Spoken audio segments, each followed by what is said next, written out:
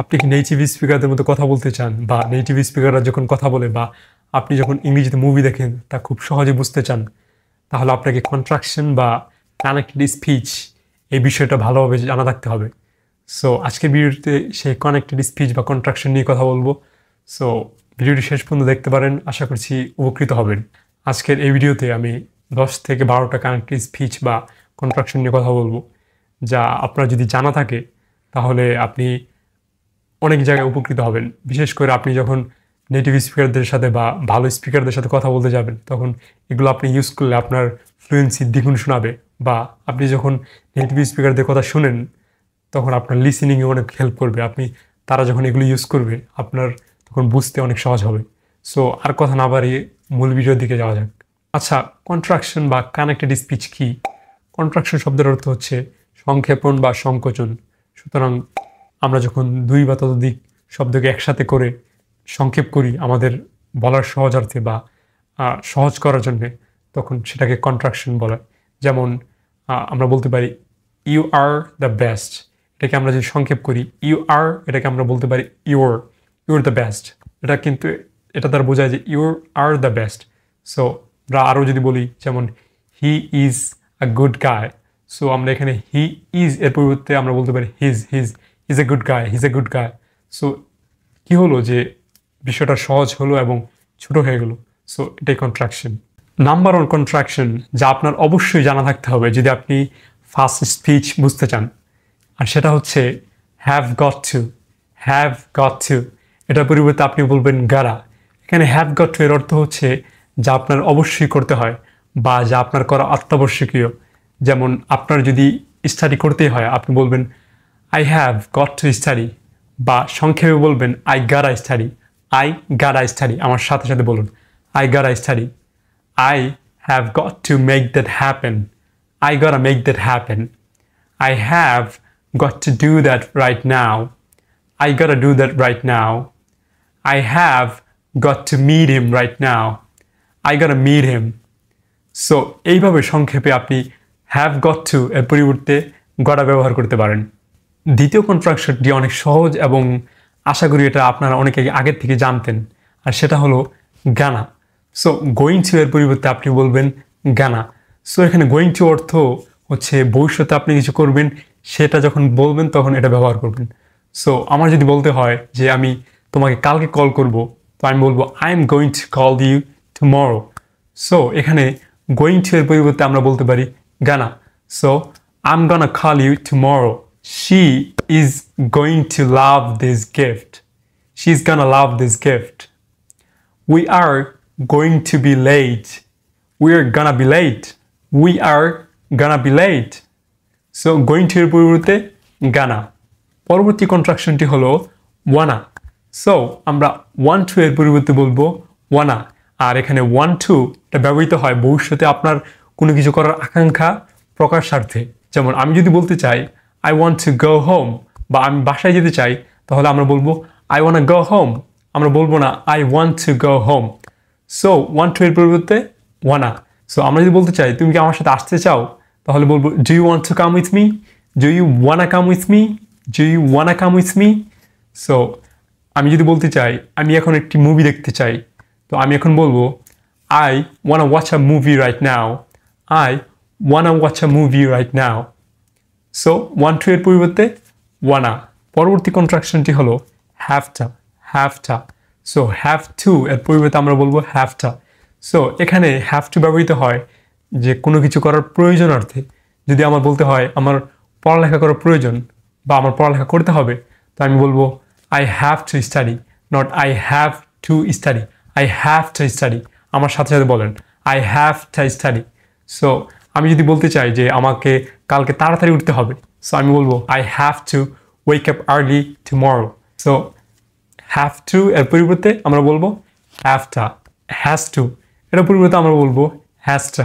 এটা have to এর মতোই, তবে পার্থক্যটা হলো have to ফার্স্ট পারসন অথবা সেকেন্ড পারসনের ক্ষেত্রে ব্যবহৃত হয়, আর has to এটা হচ্ছে থার্ড পারসন বা সিঙ্গুলার নাম্বারের ক্ষেত্রে ব্যবহৃত হয়। যেমন she has to do it, তাকে এটা করতে হবে। she has to do it. She has to do it. তাকে ভালোভাবে পড়ালেখা করতে হবে। He has to study hard. He has to study hard. He has to study hard. So has to এর পরিবর্তে has to। পরবর্তী কন্ট্রাকশনটি হলো gimme। So give me এর পরিবর্তে আমরা বলবো gimme। So give me এটা ব্যবহৃত হয় কোনো কিছু চাওয়ার অর্থে বা এক প্রকার আদেশের অর্থে। সো আমার যদি বলতে হয় আমাকে ওই কলমটি দাও, আমি বলবো give me that pen। বা আমি যদি বলতে চাই আমাকে ওই বইটি দাও, আমি বলবো give me that book। না, আমি বলবো না give me that book। এটা অনেক স্লো হয়ে যায়। সো আমরা এত স্লো কথা বলতে চাই না, আমরা ফাস্ট কথা বলতে চাই এবং বুঝতে চাই। সো আমরা বলবো give me that book, don't give me that look। আমার দিকে এভাবে তাকিয়ে না, I don't like that, আমাকে এটা পছন্দ হয় না। So don't give me that look। So give me এর পরিবর্তে give me।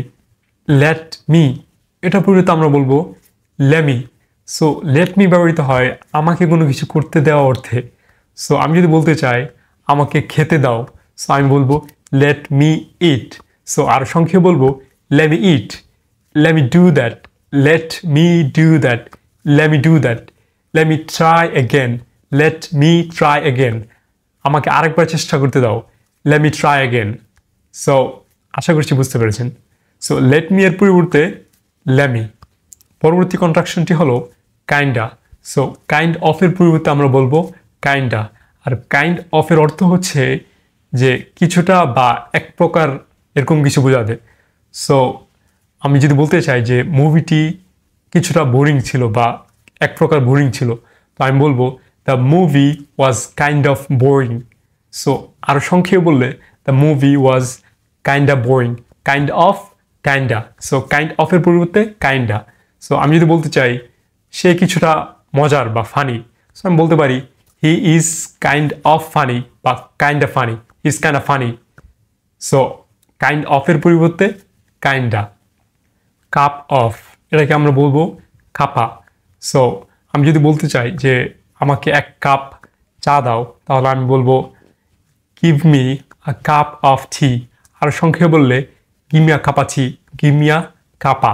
কাপ অফ এর পরিবর্তে কাপা, গিমিয়া কাপা টি। আর আগে তো আমরা শিখেছি গিভ মি এর পরিবর্তে গিমি। সো গিমিয়া কাপা টি। পরবর্তী কন্ট্রাকশনটি হলো dunno. So I don't know এটার পরিবর্তে আমরা বলবো I dunno, I dunno. So আমি যদি বলতে চাই আমি জানি না কি হয়েছে, সো আমি বলবো I don't know what happened, I don't know what happened, I don't know what happened. এটার পরিবর্তে আমরা বলবো I don't know what happened. So আমরা ডোন্ট নো এত কষ্ট করে বলতে যাবো না, আমরা বলবো ডোন্ট নো। সো আমি যদি বলি যে আমি জানি না সে কী করেছে, সো আমি বলবো I don't know what he has done. So অনেক সংক্ষেপে, আরও ভালো করে যদি লক্ষ্য করেন আপনি বুঝতে পারবেন যে আমি বলেছি I don't know what he has done. আমি এটাও বলিনি হোয়াট হি হ্যাজ ডান, আমি বলেছি what he has done. So আপনি যখন এভাবে প্র্যাকটিস করতে থাকবেন বা বিভিন্ন রকম মুভি বা এরকম নেটিভ স্পিকারদের কথা শুনবেন বা তাদের সাথে কথা বলবেন, সো আপনার অটোমেটিকলি এটা আপনার কথার মধ্যে চলে আসবে। So I don't know what he has done, এটাকে আমরা বলবো I don't know what he has done, I don't know what he has done. So আজকের ভিডিওর সর্বশেষ কন্ট্রাকশনটা হচ্ছে টেল দেম। এটাকে আমরা সংক্ষেপে বলবো টেল দেম। সো আমরা যদি বলতে চাই যে তাদেরকে বলো এখনই আসতে, সো আমরা বলবো tell them to come right now. So এটাকে আরও সংক্ষেপে বললে আমরা বলবো tell them to come right now, tell them to come right now, tell them not tell them. তাদেরকে ভালোভাবে পড়ালেখা করতে বলো, তাহলে আমরা বলবো tell them to study hard, tell them to study hard, tell them to study hard. So tell them আমাদের এত কষ্ট করতে হবে না, tell them. So tell them to study hard. চলুন এখন একটি বাক্যের মাধ্যমে কয়েকটি কন্ট্রাকশন একসাথে প্র্যাকটিস করে ফেলি। সো বাক্যটি হচ্ছে you are going to have to tell them. So you are going to have to tell them. So এখানে ইউ আর এটাকে আমরা সংক্ষেপে বলতে পারি you're, you are you're, going to gonna. So you're gonna, you are going to এটা হবে you're gonna. Have to আমরা জেনেছি have to. So you're gonna have to tell them, এটাকে আমরা জেনেছি টেল দেম। সো সবশেষে হয় যে you are going to have to tell them, এটা হবে you're gonna have to tell them, you're gonna have to tell them. So আপনি বুঝতেই পারছেন যে আপনি এগুলো ব্যবহার করার মাধ্যমে আপনার কানেক্টেড স্পিচ বা আপনার ফ্লুয়েন্সি কতটা ইমপ্রুভ হবে। আশা করছি বুঝতে পেরেছেন এবং আপনি যদি এই পর্যন্ত ভিডিওটা দেখে থাকেন তাহলে আমি আপনাকে একটি অনেস্ট কথা বলি, আর যে এটা হচ্ছে আমার প্রথম লং ফর্ম কন্টেন্ট। সো আমি জানি আমি ভালোভাবে প্রেজেন্ট করতে পারিনি বা আমি অনেক ভুলভ্রান্তি করেছি। সো ক্ষমা সুন্দর দৃষ্টিতে দেখবেন এবং সাবস্ক্রাইব, লাইক যদি আপনার ভিডিও ভালো লাগে। So yeah, that's it for today and I'll see you in the next one.